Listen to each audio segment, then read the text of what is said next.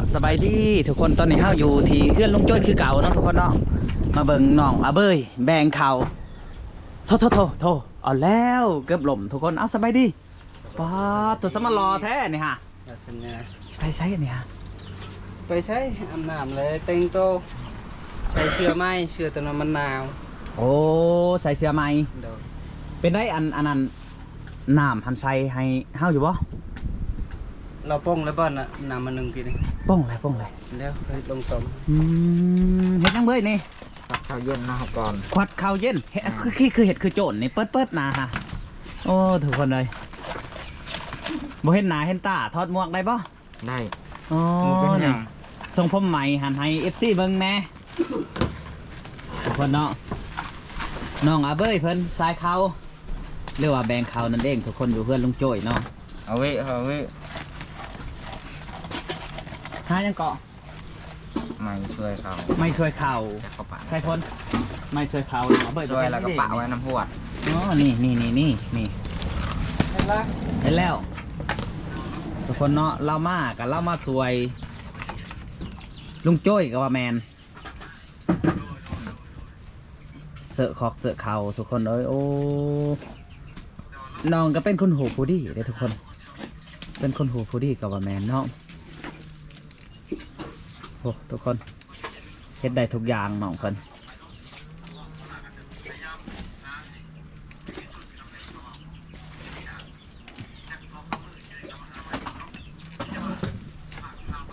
โอ้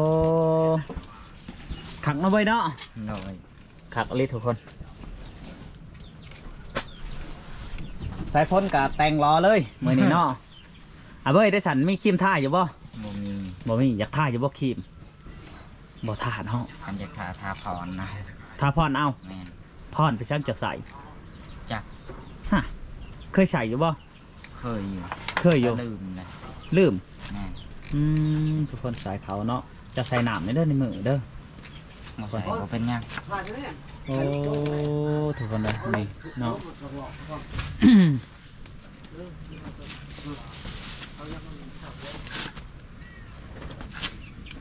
แล้วทุกคนบัดนี้เนาะเอากระลางแล้วมือจ้ะโดยก็ได้นาวแห้งบ่เนาะนาวอยู่ธรรมดาทำบุได้ลมอยู่เทิงไปหนึ่งบุได้นาวก็ได้โอ้ทำอยู่ลมเลยสินาว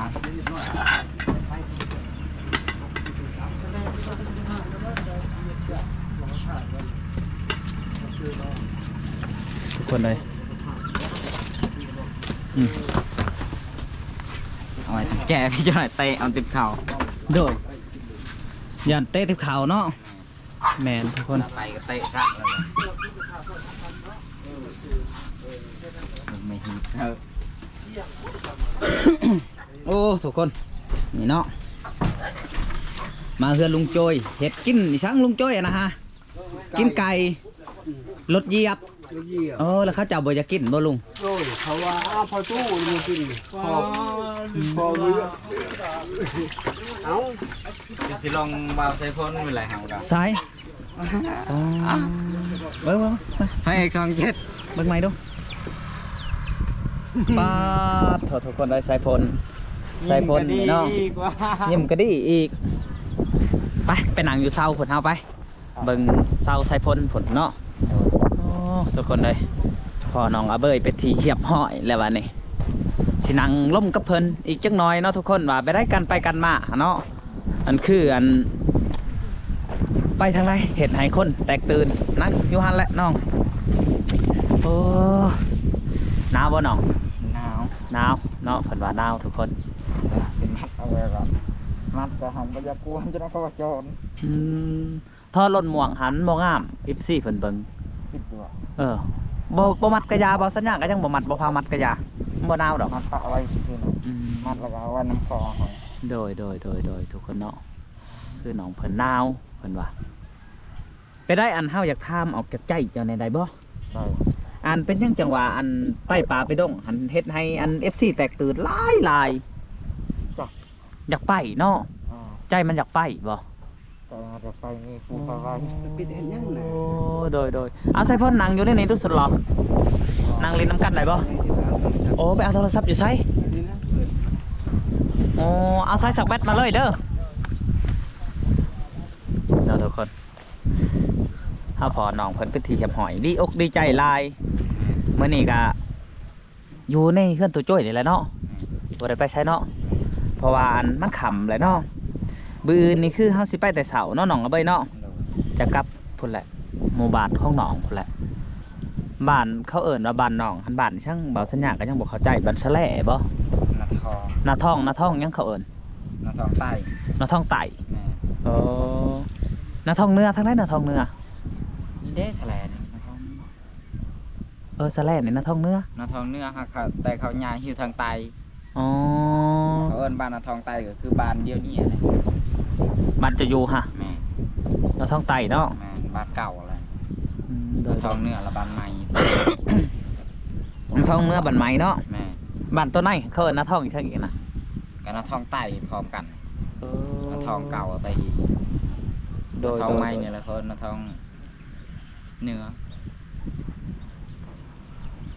มันว่าไล่ว่าหันเนื้อมันก็อยู่ทางพุ่นอีกนาทองเนาะ แม่น อันนี้ทางพุ่นมันก็เป็นปลาลุงอีกอ้าว โอ้ปลุงนาท่องหันอยู่เนื้อบ่ ปลาลุงกับฟาร์มเซ่บ้านเฮาไป เจ้าลงไปเบิ่งกับบ่าวแซ่บบ่าวพร นี่ใช่ เซ่ทำเนื้อ โอ้บ้านปลุงหมก ควา ถาม มประหันก็ประมาณ5กิโลหรือว่า3กิโลเนาะ บ้านปลุง เคยย่างไปอยู่เมืองตะกี้แต่ตอนยังน้อยว้าวว่าจะรู้จักว่าบุญดองหันย่างแหละย่างตั้งแต่สำนีแหละฮอนบุญขับปึ๊บ หอดปลุงฮะ แม่น ยางกับไผ ย่างกับเอื้อย ชาวบ้านหัน เอื้อยกับแม่ คนในบ้าน แม่น โอ้ เขาไปขายกระเป๋าปุ่นไปนำเขา อ๋อเข้ากับไห้อยู่บ่ บ่ได้ให้และซื้อกินนำเขา โอ้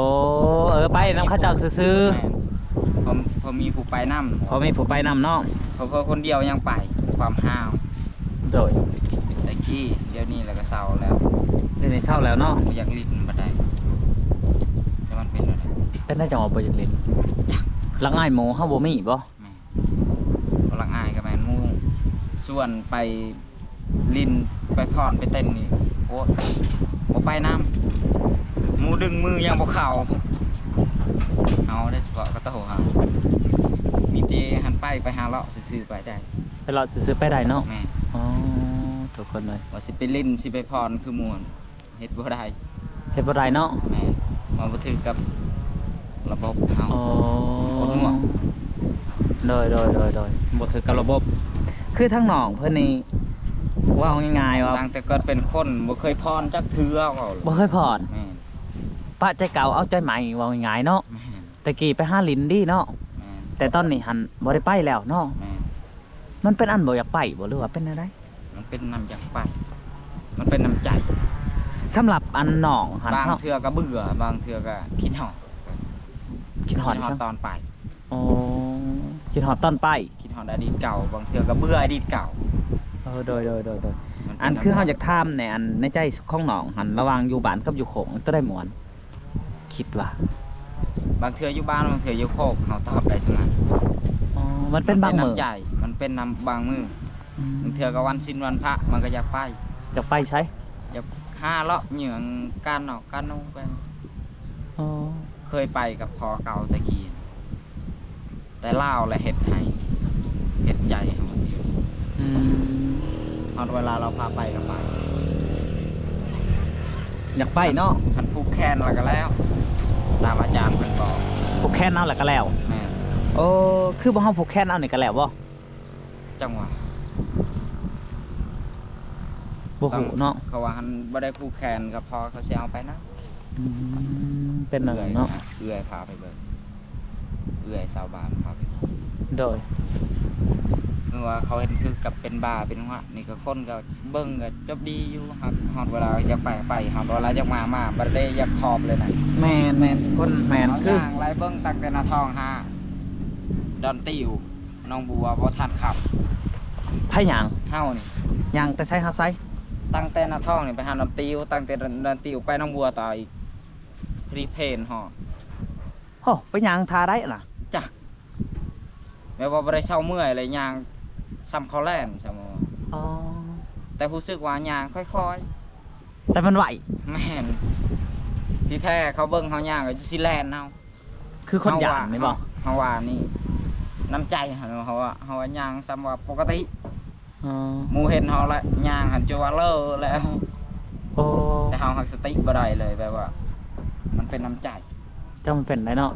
แบบมีแนวมาขอบข้องน้องเนาะ แม่จนเอื้อยชาวบ้านทำพาไปเบิ่งนำอาจารย์วางบ่ผูกแขนบ่ได้แนวใดก็บ่วิดสิเอาไปน่ะ ปีได้แหละเพิ่นสิเอาไปนํ ก็จักงอจักคือกันนะ ว่าพอสิเอาไปนํเนาะ แม่ โอ้ เอาไปอยู่นำ ภูมิใจเลย ใส่ ทุก งา คน น นำ แม่ ตะกี้ก็ใส่แต่เฮานี่แหละลูกแต่ละคนบ่มีใครอยู่นำมีแต่เฮาเฮาคิดไปอีกแบบหนึงชั่วดีก็พอเฮา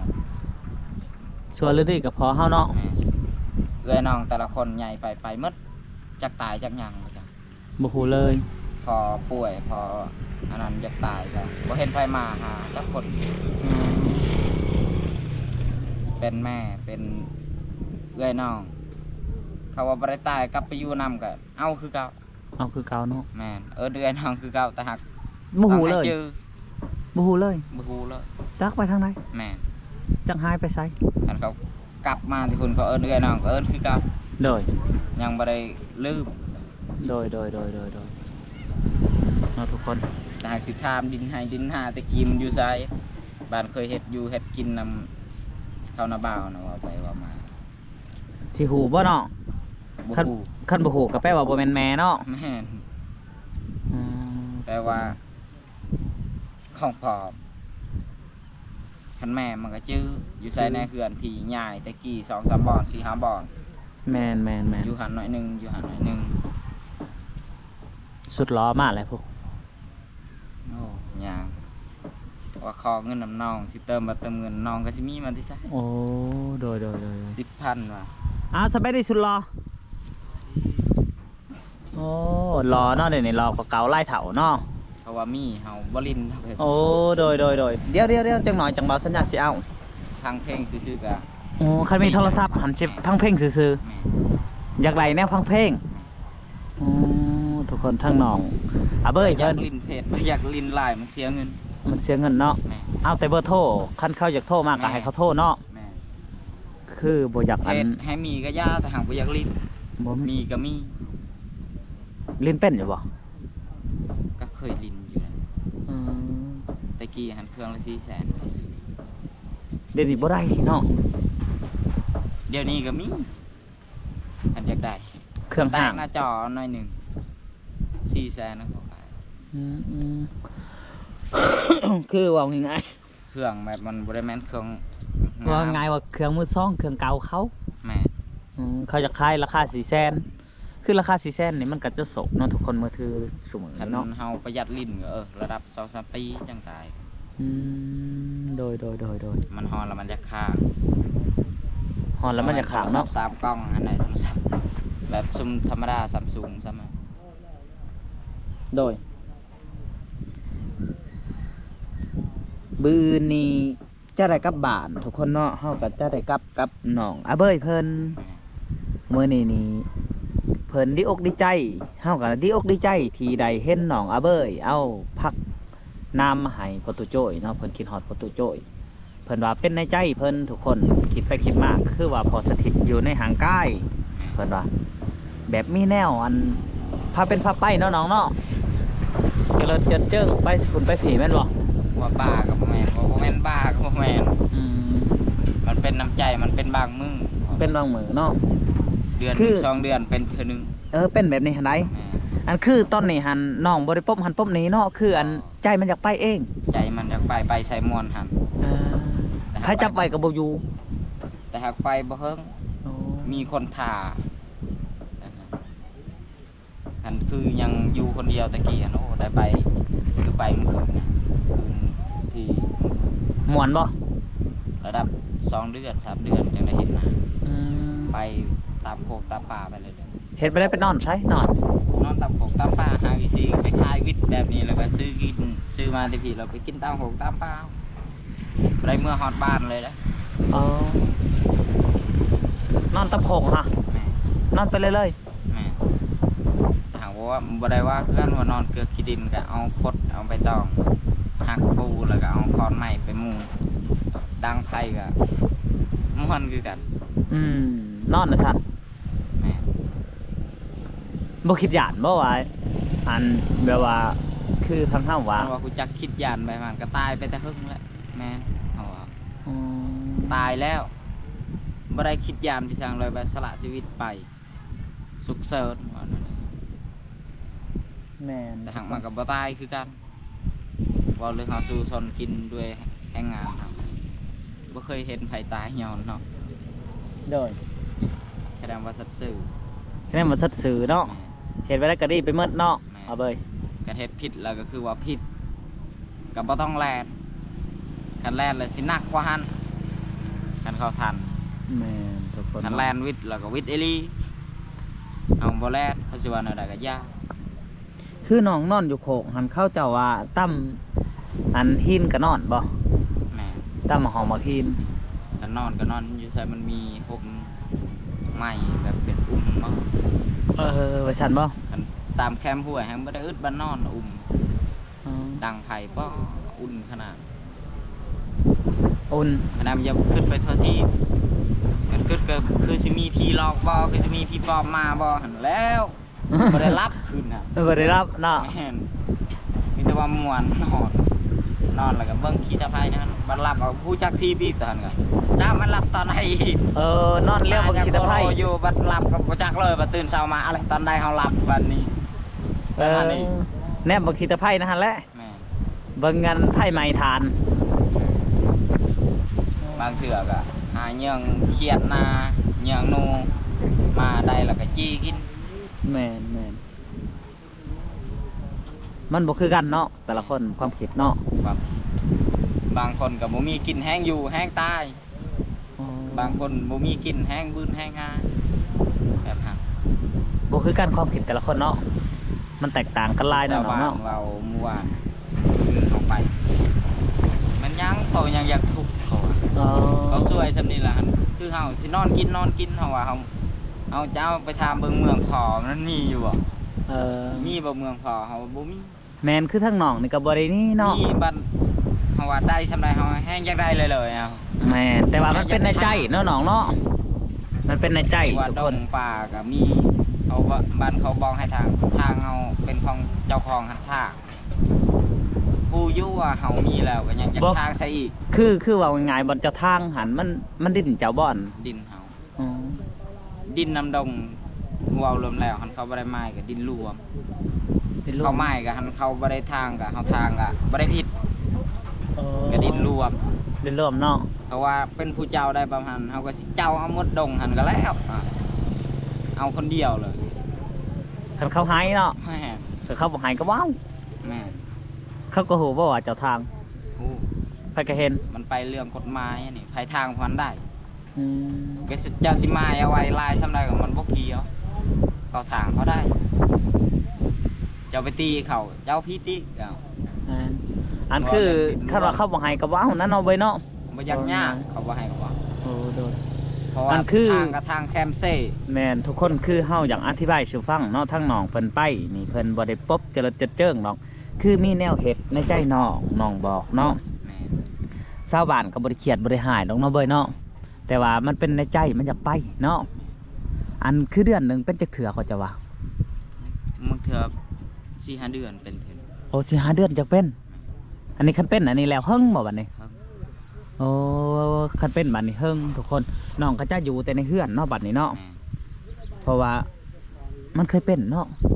ก็บ่ฮู้ว่าเป็นหยังจังว่าเคยเป็น กับพ่อเก่าของเฮ็ด อ๋อพอ พ ที่ าเอาไปอยู่นํ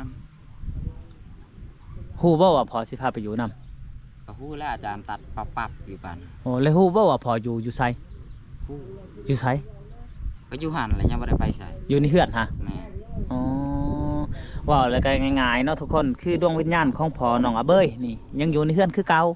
ยังอยู่ในเฮือนคือเก่าน อกจากเฮ็ดบุญ นอกจากเฮ็ดบุญจะไปเกิดนั่นหั่นแหละเอาอยู่หมางเราก็ยังอยู่เบิ่งแต่เฮาบ่ได้เฮ็ดแล้ว เจ้าบ่เสื้อเหรอ เสือไสยศาสตร์เขาเอิ้นว่าไสยศาสตร์ทุกคน เผลอๆเราก็ถามแต่เฮาบ่ได้ยินเป็นแบบนั้น แต่น้องเพิ่นใจแข็งทุกคนเฮายอมรับว่าใจแข็งน้องเพิ่นเฮาเว้าไปได้นี่ก็เพิ่นตอบโต้อยู่ดีทุกคน แต่คือบ่าวสัญญาเนี่ยเว้านั่นนี่น้ำตาอยากไหลหลอดคันคิดเห็นพ่อแม่ไม่ซั่นนะเฮาคิดข่อยได้เนาะ แม่น อืม อันนี้ให้นำกำลังใจทางนอกบ่ได้นำตาบ่ได้หลาย อ๋อ ว้าวยังคือเก่า คือเก่าเนาะ แต่ใจหันจนมันเลือเพื่อบ่อยากขึ้นซื่อ บ่จะคิดสภาพเนาะ ๆปึ๊บพอตายไปให้อยากเป็นบ้าไปนำอีก จักเป็นบ้าบ่ แม่นสติเอ้ามีแต่ว่าสติไปเลยเทื่อเล็กเทื่อน้อยนอนกลางคืนก็บ่อยากหลับ โดย จะนอนคิดว่าเอาสิเฮ็ดแนวใดเด้พ่อก็ตายแม่ก็บ่มีสิเฮ็ดแนวใดสิได้กิน แม่น ก็น มี อน แต่ ขึ้น มีแต่ว่าไปสิเบ้ย บัดแล้วก็ขึ้นไปขึ้นมาก็ยังมีทางไปอยู่ ไปหาไปเลยหากี่เสากี่ซี่ซื้อมาแก๊สหนึงปริจุกแก๊สหนึงแล้วไปทางให้เองมีทางไปหน่อยหนึง ซื้อมาแก๊สหนึง นี่ แล้วก็อันไปอันนั้น ซื้อไข่ก็ประมาณ10 หน่วย ไปปะอยู่ไสบัดนี้ ไปปะไว้อยู่หันเลยกินอยู่หันนอนอยู่หันตื่นเช้ามากับทางเถื่อกลางค่ำกลางคืนกับทาง7-8 โมงเถื่อ12 โมงจังได้นอน โอ้โดยเอ้าจากนั้นก็สู้ๆเด้อน้องเบ้ยเนาะ โดย เพราะว่าอันคันว่ามีเงินมีค่ำและเฮาก็จังเฮ็ดบุญ โดย อันนั้นห้าพ่อห้าแม่เจ้าเนาะ โดย ห้าพ่อก็ว่าแม่นทุกคนเนาะพอที่ล่วงลับไปแล้วก็คือดวงวิญญาณยังอยู่ในเฮือนในซ่านคือเก่าแม่นเอาทุกคนอันก่อนอื่นเฮาก็สิได้อำลาพาจากพี่จากน้องก็ว่าแม่นเนาะ โดย ขอจบคลิปเพียงเท่านี้ขอกล่าวคำว่าสบายดีน้องเบ้ยสบายดี